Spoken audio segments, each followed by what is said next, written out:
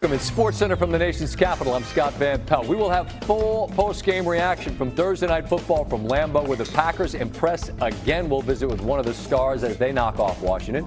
Damien Woody here to break down what he saw on Thursday night from this Packer team and preview a couple of the other big matchups in Week 2 in the National Football League. And how about a little trombone shorty? Off to a nice start in winners, so naturally, I just scribbled a million teams on the card. We'll be handing out winners a little bit later in the program. As for Thursday Night Football, Lambeau Field, such a special place, not just in the NFL, but really all of American sport. And what a showdown you've got. A couple of playoff teams from a season ago. And this thing starts off, and it's all Packers. They are scoreless in this football game, but it had really been going their way. Washington hadn't done much, and then that's Tucker Kraft, a gain of 57.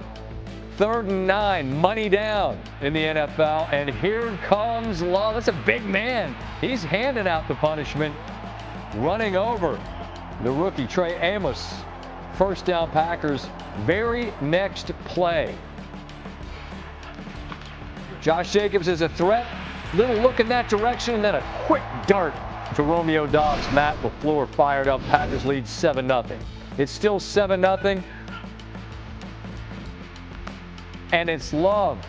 Under duress, just throwing it up, and looks like an incompletion. But Malik Heath had one catch on the night. It's this one. Incredible footwork, a gain of 37. A few plays later.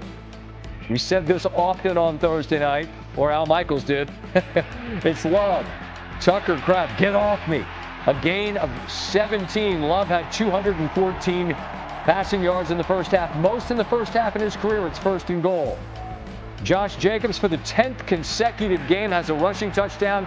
That is a record in the proud history of the Green Bay Packers franchise. 14-3, all Pat. It's 17-3. And it's late 3rd on 4th down. Washington goes for it. Zach Ertz makes the catch. There's a flag. They called a hold on Nate Hobbs. Washington benefits there from a bit of a ticky-tack call. Early 4th. 3rd and 9. Daniels to McLaurin. And Washington, he didn't get anything easy. And Daniel was screaming, move him or do something. A little bit of movement here, and it's Zach Ertz. 2 games in a row. The vet has a touchdown grab, and Ertz from Daniels.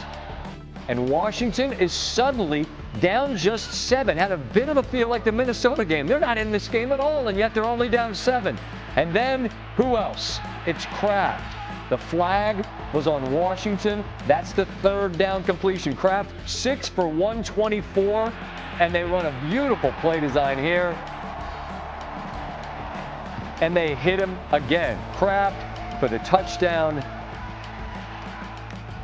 Washington, much like Detroit Week 1, they got a late touchdown to make it look a little bit better than it really was. And Green Bay opens its season with a pair of victories over teams who had a dozen wins last year. They're just the 5th team in the Super Bowl era to do that. Among the previous 4 to do so, none made the Super Bowl. And in 2002, the Broncos failed to make the playoffs. But it's an impressive victory. Damien Woody is here alongside. And Damien, we've gone to great lengths through the years to make it very clear early in the season that a couple of games is way too small a sample size to freak out. However, it's enough that you have seen from Green Bay to comfortably say what about them?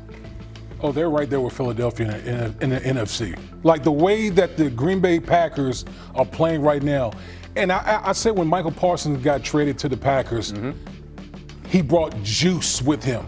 And that juice is overflowing to all those guys, particularly on the defensive side of the football. Scott, we saw, the whole game, how those guys are hunting like hyenas out there, flying all around the field. Listen, this is a Washington Commanders team last week that ran for like 220 yards. Yep. They had 51 yards rushing tonight, okay? They held this Washington Commanders team in check.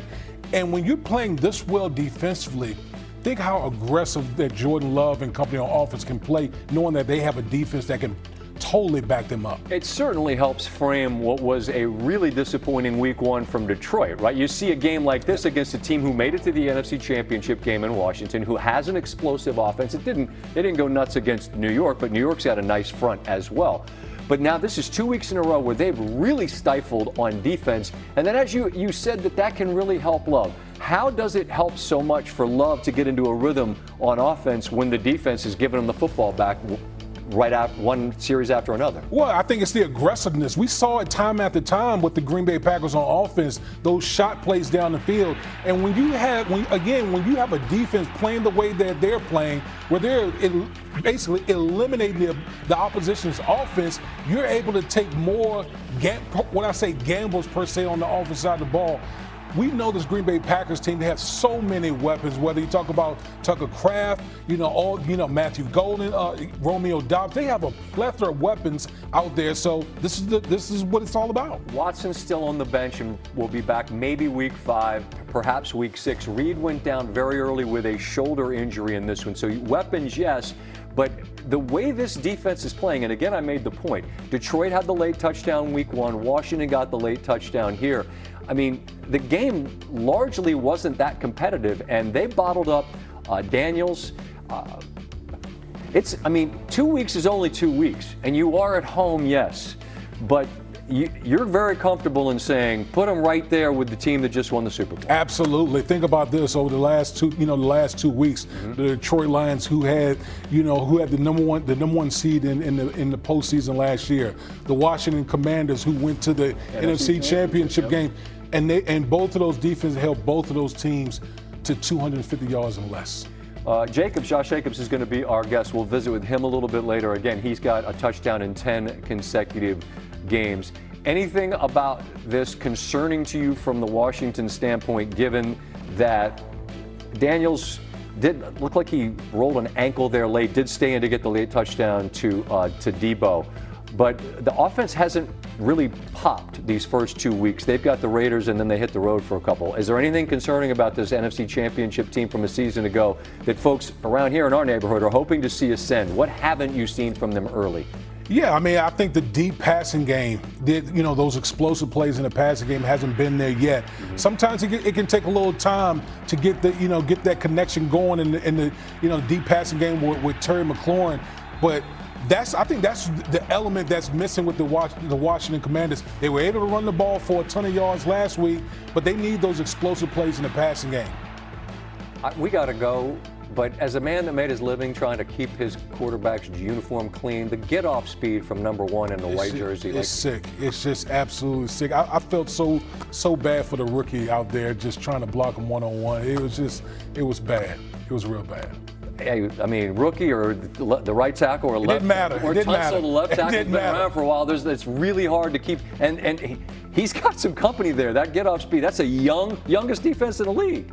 Youngest team in the league. Well, they don't look it. More to come from Damian a little bit later in the show as we look a little further down the road towards week 2 and some of the